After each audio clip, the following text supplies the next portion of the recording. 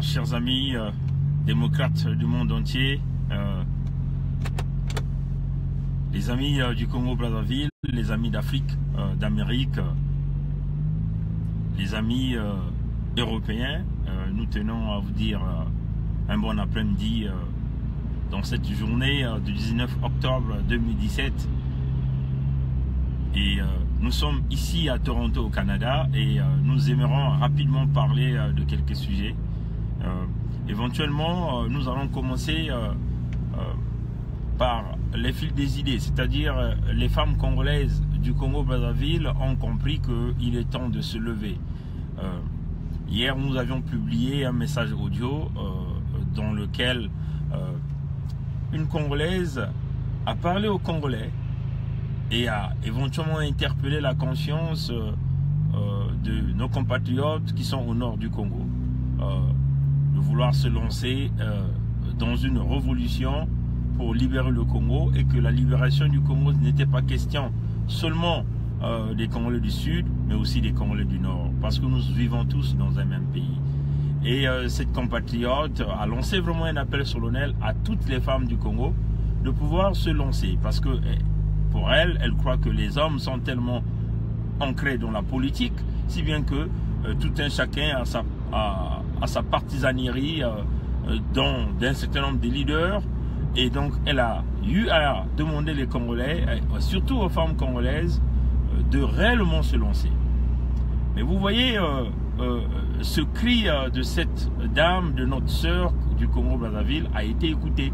Et ce matin, nous avions encore reçu un message audio d'une autre femme qui est en train de parler de la même situation. Donc, permettez-nous de vous faire écouter quelques extraits et nous allons écouter tous. En tout cas, il y a pas mingi pas na biso ba Congolais à Brazzaville. Makambo maman ase oui ko loba awa esali passe. CH Bakangi. L'hôpital à Luandili ezo simbate na Pointe-Noire. Ba la mairie bazo futa msu bambongo te. Université Mayangwa bikutu ko loba lisusu te 4 mois bas études. Bon voilà, donc rapidement, c'est une autre femme congolaise qui a donc suivi le message de la dame qui avait parlé hier, qui s'inquiétait de la situation de leurs enfants au Congo, du chaos que Sassou Nguesso a plongé le pays. Et donc là, il y a une autre femme qui a réagi, qui dit, bon écoutez, c'est une façon de suivre le fil des idées. Elle raconte les mêmes choses, le CHU fermé, l'université ne fonctionne plus parce que tout le monde est en grève, les enfants sont en train de souffrir, les salaires ne sont rien payés. Et donc, c'est vraiment un véritable cri d'alarme que les femmes du Congo-Brazzaville ont compris qu'il est temps de se lancer convenablement dans ce combat. Donc, nous allons encore écouter ce qu'elle va dire. Que l'école T. Na le poule le corps va le bédi angwa maman ou na zo jongi ça le bé pas na yo on a raison. Biso basi vraiment basi à Congo Brazzaville mité mani de comment na biso le la to comment ba 2e, 3e, 4e, 5e bureau. Tozo kangaka mato ina ba intérêt na biso moko ya kati ya ndako. Mais voilà.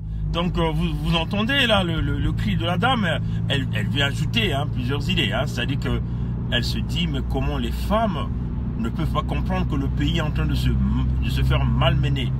Mais surtout que elle arrive même à dire que bon voilà, les femmes congolaises sont devenues les premières, les 2e, les 5e, les 10e bureaux. Mais quand on dit bureau, chez nous c'est les affaires, c'est-à-dire qu'on dit souvent les makangou, donc vous voyez des hommes qui se tapent le luxe d'aller s'aligner avec plusieurs femmes du fait qu'ils ont accumulé un peu du pécule volé de l'État congolais, vous voyez. Donc elle dit les femmes en ce moment-là ne s'occupent plus des problèmes du pays, même de leurs enfants, même de l'avenir de leurs enfants. Ils ne s'occupent que de leurs propres intérêts. Éventuellement, les petites miettes que ces gens-là vont voler dans les caisses de l'État, puisque là, le grand magot est pris par Sassou Nguesso et ses siens, et les petites miettes fait que les femmes autour de ces gens-là s'occupent beaucoup plus de leurs intérêts au lieu de s'occuper des problèmes du pays et aussi de l'avenir de leurs enfants. Donc nous n'allons pas tout écouter, mais nous allons écouter encore quelques extraits. bana na biso oyo tozobota lelo futur na bango eza nini soki Congo lelo tobongisi te franchement eza pasi. Bon voilà, donc nous n'allons pas faire passer tout l'extrait, mais nous mettrons l'extrait en ligne. Ceux qui auront besoin de ça pourront aller le chercher. Et donc elle s'inquiète encore, elle dit ben, les enfants que nous sommes en train de mettre au monde, et si aujourd'hui on n'arrive pas à ranger notre pays, que deviendraient ces enfants-là? Vous voyez, donc c'est le même cri de cœur, le cri d'alarme, le cri de détresse que les femmes du Congo-Brazzaville sont en train de lancer à toutes les femmes au niveau du Congo pour que les femmes congolaises puissent faire comme les mamans du Togo. Puisque si vous écoutez bien le témoignage de la dame, elle évoque encore que pourquoi nous ne pouvons pas faire comme les femmes du Togo. Vous voyez, parce que les femmes du Togo sont devenues le véritable symbole des femmes qui pensent à l'avenir de leur pays, vous voyez. Mais au Congo-Brazzaville, on avait tendance à penser que les femmes avaient négligé le combat, s'occupaient beaucoup plus et elles avaient beaucoup plus peur. Mais là, nous comprenons que le fil des idées est en train de se faire prendre et que les femmes commencent à se lever. Et nous, ça nous fait plaisir énormément de voir les femmes s'intégrer dans ce combat. Bon, maintenant, l'objectif de la conversation de ce soir est beaucoup plus centralisé sur le fameux bateau militaire chinois qui est arrivé à Pointe-Noire. Ce que le système criminel et dictatorial a intitulé le bateau médicalisé. Ils ont dit le bateau médicalisé, n'est-ce pas? Et nous avions même vu l'amiral de ce bateau-là, donc l'amiral de l'armée chinoise, partir rencontrer Sassou, je ne sais pas si ça a été à Oyo ou à Brazzaville. Ils ont dit bateau médicalisé, n'est-ce pas? Et quand nous écoutons l'amiral chinois, il dit ils vont soigner les gens pendant 6 jours et après ils vont donc remettre ces gens qu'ils ont soignés à la disposition des centres médicaux existants au niveau de Pointe-Noire. Ils ont dit centres médicaux existants au niveau de Pointe-Noire. Mais nous nous posons la question de quels centres médicaux existants déjà à Pointe-Noire, qu'on veut vouloir nous miroiter ici. L'hôpital de Luanzili ou l'hôpital Assisté de Pointe-Noire. Mais nous connaissons les conditions de ces deux hôpitaux. Les employés vont bientôt aller en grève parce qu'il n'y a pas de salaires qui sont payés. Même s'ils ont essayé de payer 1 mois de salaire sur les 6 mois qu'ils doivent aux employés du centre hospitalier universitaire de Brazzaville, donc le CHU, en comptant que ces gens-là vont repartir travailler, mais nous croyons que les employés du CHU avaient demandé minimum 3 mois de bourse, 3 mois de salaire, n'est-ce pas? Donc à ce jour, nous encourageons énormément les employés du CHU de maintenir leur grève jusqu'à ce que Sassou va leur payer les 3 mois ou les 4 mois récents. Pourquoi pas leur payer la totalité due, vous voyez? Donc voilà pourquoi nous encourageons énormément les employés du CHU, cet argent qu'ils ont racolé, puisqu'on dit que le trésor du Congo n'a pas connu, ne sait même pas d'où est parti cet argent. Et les témoignages nous démontrent que cet argent est parti d'Oyo par sa brigade criminelle, sa police criminelle qui a ramené cet argent dans des sacs que nous appelons les sacs Ngiri. Donc c'est des sacs traditionnels pour pouvoir payer les agents du centre hospitalier universel de Brazzaville. Mais on les a payés quoi? 1 mois, c'est ce qu'on dit, mais on leur doit plusieurs mois. Pourquoi pas leur payer leur totalité? Qu'est-ce qui ferait qu'on ne puisse pas leur payer la totalité? Vous voyez? Donc, en parallèle avec les centres médicaux dont l'amiral chinois a évoqué sur la télé Foufou, que nous appelons télé Foufou, donc leur télé Congo que nous appelons télé Foufou, il a dit qu'ils vont remettre à la disposition des centres médicaux existants les malades qui vont soigner. Mais n'est-ce pas, c'est quand même curieux, n'est-ce pas, chers compatriotes? Les hôpitaux là ne fonctionnent pas, c'est d'ailleurs les mêmes conditions que le CHU, ils n'ont pas du matériel approprié. Donc même si on va soigner les gens, soi-disant entre guillemets, je le mets entre guillemets parce que tout à l'heure je vais vous revenir avec plusieurs informations, même si on va soigner des gens, mais ces gens-là vont suivre quel traitement? Point d'interrogation. Voilà. Et puis c'est une honte aussi, si vous êtes des gens organisés, un pays soi-disant organisé, un président soi-disant de la République, mais on ne va pas faire venir un petit bateau pour soigner ses concitoyens. Mais les citoyens qu'on va soigner, ce sont ceux-là qui sont à Pointe-Noire, n'est-ce pas? Mais qu'est-ce qui se passerait aux populations qui sont à Ouando? Qu'est-ce qui se passerait aux populations qui sont à Wesso, aux populations qui sont à Bunji, à Makwa, aux populations qui sont à Epena, à Dangou, aux populations qui sont même à Oyo? Qu'est-ce qui se passerait aux populations qui sont dans le Poul, dans la Bwenza, les populations qui sont à Mpengi, qui sont à Mangansa, qui sont à Makala, qui sont à Muyonzi, à ceux qui sont à Kolo, à ceux qui sont à Mayeye, à ceux qui sont à Djambala, à ceux qui sont à Divenyé, de ceux qui sont à Kakamweka, de ceux qui sont à Banzandunga. Voyez, ces compatriotes, nous avions là en face de nous des gens qui ne sont pas sérieux. Des gens sérieux, ce n'est pas un bateau qui va venir aider. Hein? On construit des hôpitaux appropriés, on équipe ces hôpitaux avec du matériel consistant, on forme du personnel pour pouvoir apporter la santé des populations. Voyez? Mais là, vous avez en face de nous un fou qui se permet de tout. Il tourne de gauche à droite, il n'a plus rien à faire, il ne sait plus quoi faire. Voilà que il emmène un bateau, soi-disant médicalisé chinois, et puis pour dire, voilà, ces gens-là vont soigner les populations de Pointe-Noire pendant comme quelques jours. Bizarre, n'est-ce pas? Mais, chers compatriotes, le projet, on l'avait déjà dit, c'est-à-dire, Sassou a besoin d'un peu du pécule, d'un peu d'argent. Puisque partout, tout le monde refuse de lui payer de l'argent. Il n'y a que des Chinois qui peuvent lui apporter l'argent qu'il cherche. Éventuellement, il a accepté un projet de vouloir construire une base militaire, une base navale militaire chinoise à Pointe-Noire. Donc, ces gens-là sont venus en prospection. Écoutez bien ça, chers compatriotes, ils sont venus en prospection. Les lieux, c'est déjà connu parce qu'on a exproprié plusieurs personnes dans la zone de Luango, tout au long de l'océan Atlantique au niveau de Pointe-Noire. Il y a plusieurs terrains. Donc, le lieu, il est déjà connu. Quand est-ce que les constructions vont commencer? Ça, nous sommes encore en train de travailler sur ce dossier. Et nous vous reviendrons dans peu de temps avec plusieurs informations. Maintenant, entre-temps, hein, les témoignages nous rapportent des sorties nocturnes, hein, des déchargements au niveau de ce bateau militaire qui est arrivé au niveau de Pointe-Noire. Ce qu'ils ont intitulé le bateau médicalisé. Écoutez bien ça, chers compatriotes.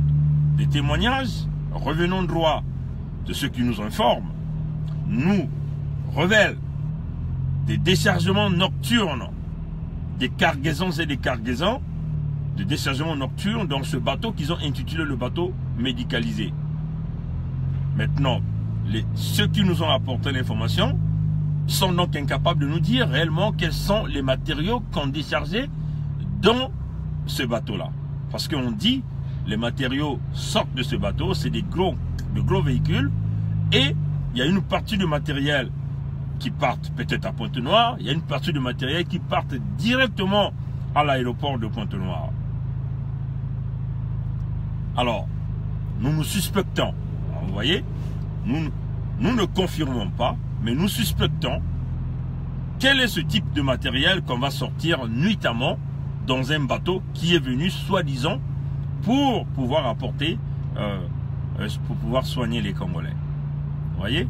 Donc nous suspectons que ça peut être des armes, ça peut être des munitions, ça peut être encore des armes de guerre. Et ça, nous sommes en train de le suspecter. Puisque nous savons que nous avions énormément dénoncé les réseaux, par exemple, d'Afrique du Sud, qui servaient à Denis Sassou Nguesso de faire rentrer ses armes à l'intérieur. Et certainement que la communauté internationale commence à ouvrir grandement les yeux dans ces secteurs. Donc, comme vous voyez, l'homme, il se prépare à tout. À l'heure où nous sommes, il se prépare à tout. Et donc, et aussi, hein, quand nous essayons de voir un bateau, soi-disant médicalisé, chinois qui va arriver à Pointe-Noire, et que Sassou ne va pas profiter pour faire venir de matériel militaire, ça nous étonne. Vous voyez? Et quand les gens nous rapportent encore des déchargements nocturnes, des gros véhicules, des chars, des véhicules et des véhicules qui viennent, alors là, nous suspectons que ça peut être de l'armement. Ça, c'était sur ce point. Un autre point est que tous les ingrédients sont là.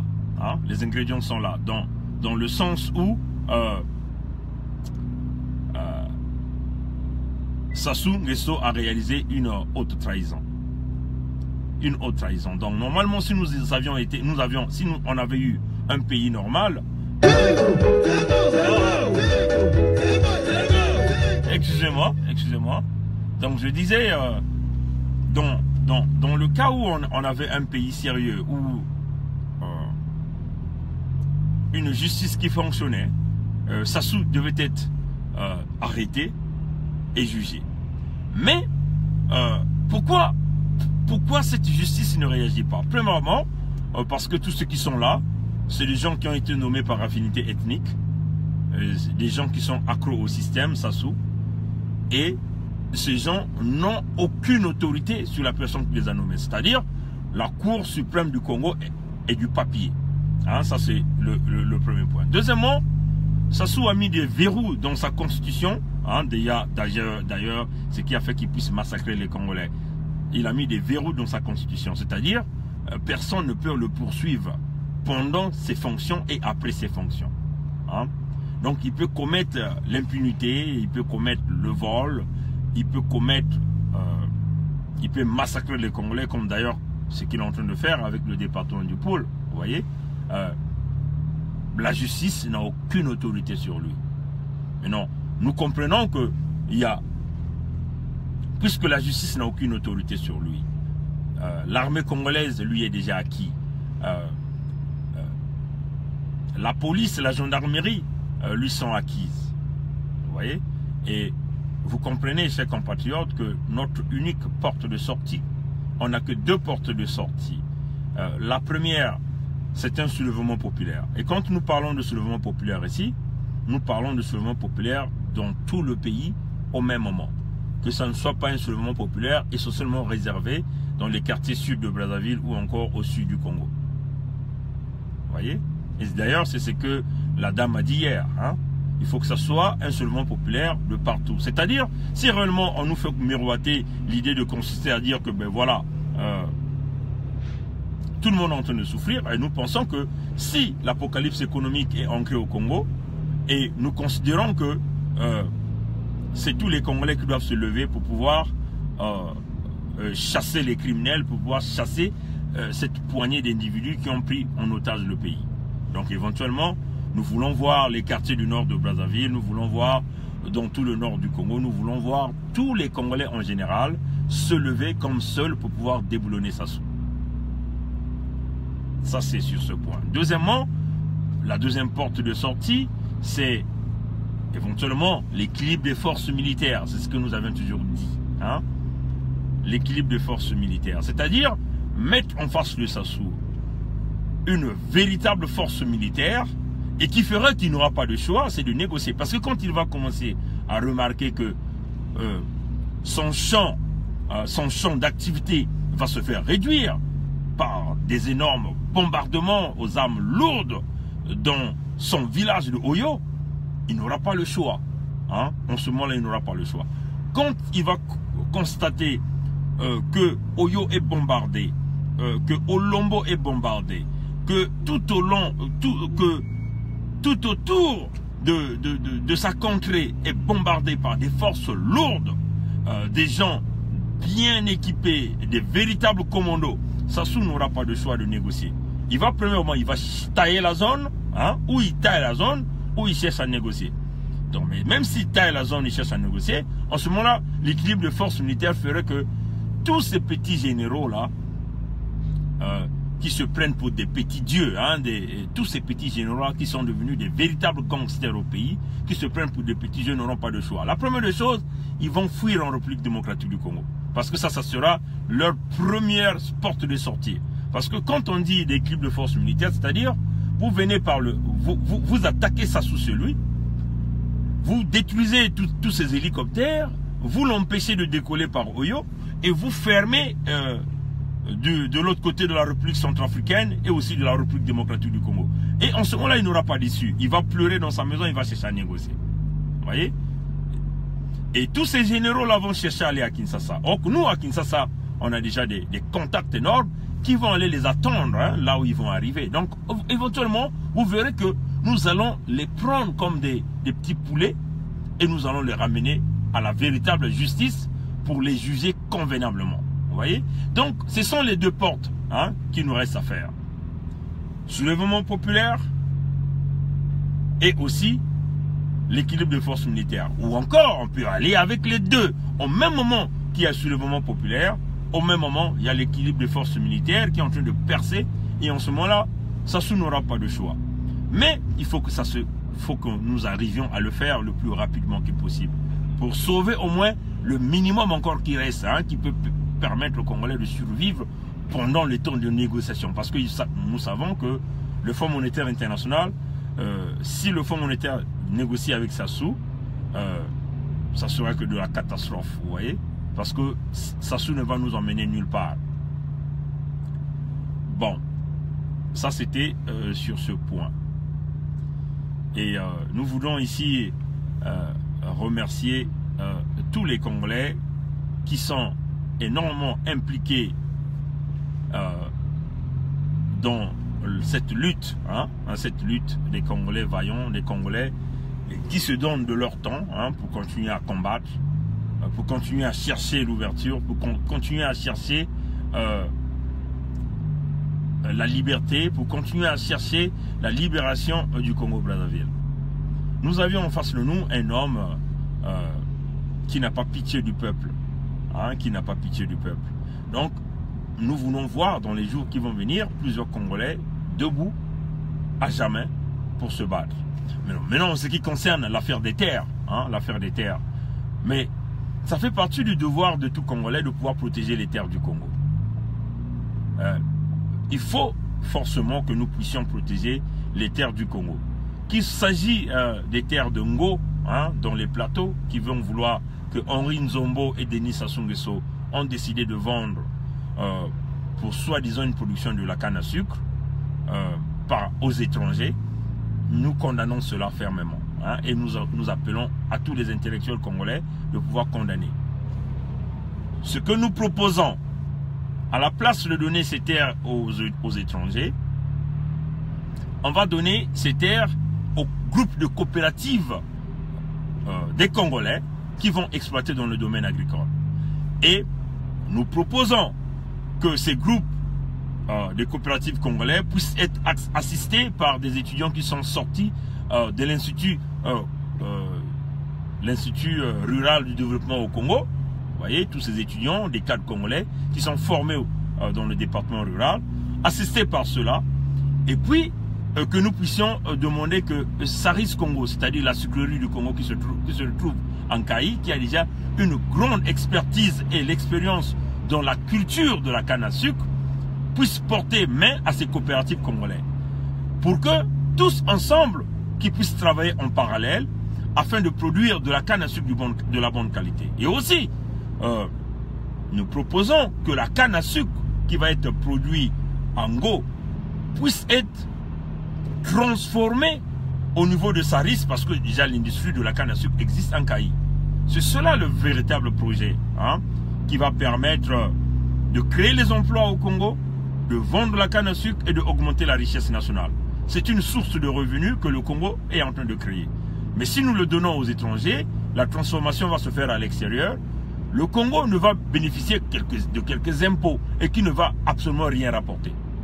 Vous voyez, chers amis, c'est cela ce que nous proposons. Et nous sommes un peu différents de certains Congolais qui ne font que parler, qui ne proposent rien. Et nous venons, nous donnons des idées, nous disons pourquoi nous sommes contre et nous donnons notre proposition.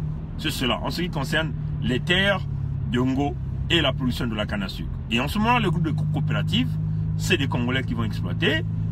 Si jamais le rendement est plus faible, en ce moment-là, on va chercher de l'expertise, peut-être des grands pays qui ont la grande connaissance, des pays qui ne viennent pas nous envahir, bien sûr. En ce qui concerne les terres du Poul, les terres du Niari, les terres de la Bouenza et de la Lukumu, encore, nous disons que ces terres puissent être données aux coopératives congolais, aux groupes congolais qui vont exploiter dans l'activité dans le domaine agricole. Que l'État congolais puisse subventionner, parce que pour un début, les gens n'ont pas les moyens, puissent subventionner tous les secteurs. le pool a une bonne réputation en ce qui concerne la culture des fruits, la conservation. Maintenant, ce qu'il faut ajouter, c'est la conservation de ces fruits, c'est-à-dire apporter la technologie qui va permettre de conserver le fruit. C'est-à-dire que les fruits puissent être disponibles tout au long de l'année, pas seulement pendant les saisons. Vous voyez, c'est cela. La technologie, oui, il y a plusieurs technologies de la conservation qui arrivent. Éventuellement, nous allons réfléchir, nous en tant que des cadres congolais, en tant que des ingénieurs congolais, en tant que des techniciens congolais, nous allons réfléchir et nous allons discuter, nous allons mettre en place des véritables technologies par rapport à l'expérience des pays des autres. Vous voyez, ça c'est faisable. Et ces fruits qui vont être en ce moment-là, on va les cadrer dans le sens véritable de la gestion pour que le Congo puisse être capable de vendre à l'extérieur. Et cela, il faut ouvrir donc le marché extérieur, hein, avec éventuellement créer des véritables coopérations, soit dans ce qu'on appelle dans des contrats de trade sur des taxations de certains produits. On peut par exemple dire aux Camerounais, bon écoutez, sur des produits comme les safous, comme les oranges, on va donc abolir les taxes pour les échanges de marchandises entre les deux pays. Vous voyez, donc des coopérations comme ça peuvent exister avec des pays de la sous-région, même écartés au niveau de la sous-région. Vous voyez, c'est ce que nous proposons. Les terres de la Bouenza, c'est des terres qui ont la réputation pour le manioc, la réputation pour les petits pois, pour l'haricot, ainsi de suite. On peut faire la même chose, vous voyez, on va faire la même chose. On crée des coopératives, on les subventionne, on les équipe. Nous savons, il y a plein des équipements agricoles, il y a des connexions, nous avons des gens qui vont donner de la formation. À cela, on ajoute la conservation et le transport de ces marchandises, éventuellement la vente à l'extérieur. Et tout ça, c'est des recettes, c'est des revenus. Mais quand vous le donnez aux étrangers, ils vont exploiter. Et quand ils vont finir, ils vont amener le tout chez eux. Et vous avez quoi? Qui est des frais pour la taxation. En ce moment-là, l'économie ne tourne pas. Vous voyez?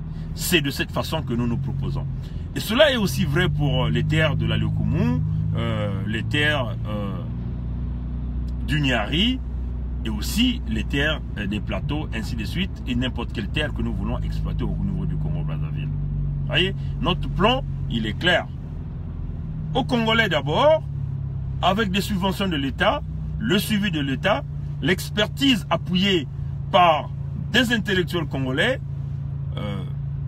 on crée le marché extérieur et on va commencer à mener des revenus dans notre pays. Voilà pourquoi nous disons, nous devons nous battre pour les terres. Nous ne pouvons pas accepter que Henri Nzombo se mette dans un plan de destruction du Congo, un plan bien bâti par Denis Sassou Nguesso et tout ce qui les entoure. Hein? Nous opposons à ça. Voilà pourquoi nous demandons à tous les Congolais de se lever. Partout où vous êtes, Congolais, nous sommes tous Congolais. Nous défendons un même pays.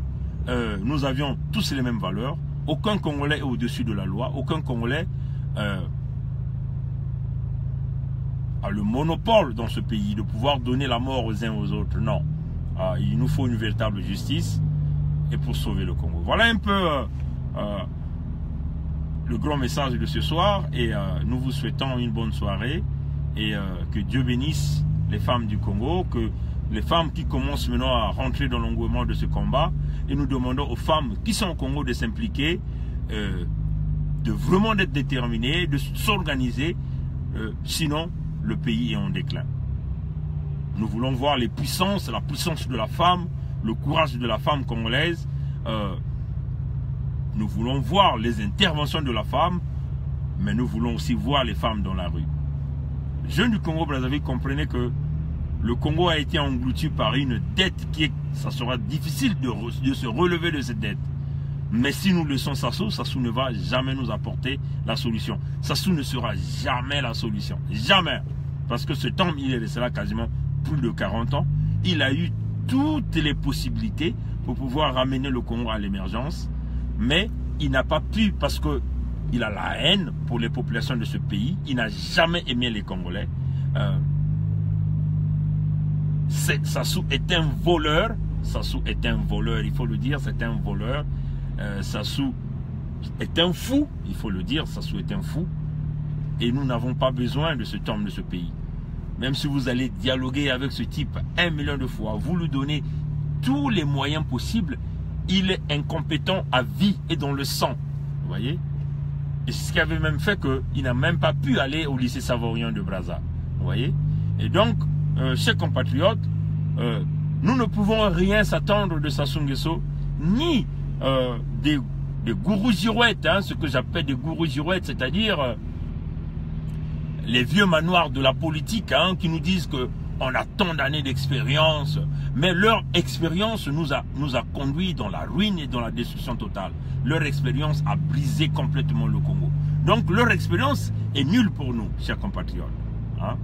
Donc, soyons connectés et continuons la lutte, et j'espère que Dieu va nous aider. Oui, bonjour mon frère Bossobita, je te salue très fort. Et merci d'être très souvent connecté pour écouter ce que nous on dit. Et surtout de partager des vidéos, parce que c'est un message fort que nous faisons passer. Et si ce message s'arrête au milieu de nous, ben, ça ne portera pas d'effet. Donc il faut que ce message arrive dans les oreilles des jeunes Congolais pour qu'ils commencent à comprendre et à prendre conscience de l'avenir et de leur futur. Et nous vous souhaitons une bonne soirée, que Dieu nous bénisse. Et peut-être que nous reviendrons demain avec plusieurs informations. Et merci, à plus tard, au revoir.